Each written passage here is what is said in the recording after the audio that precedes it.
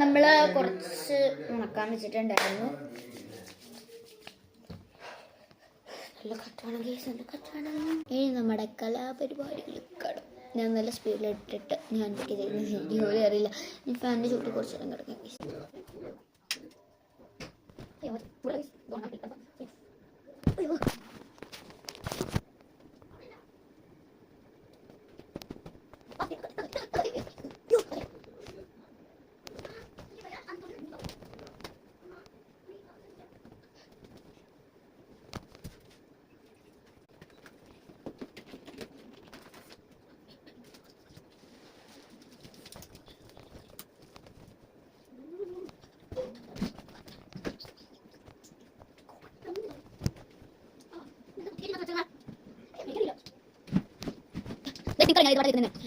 You like that?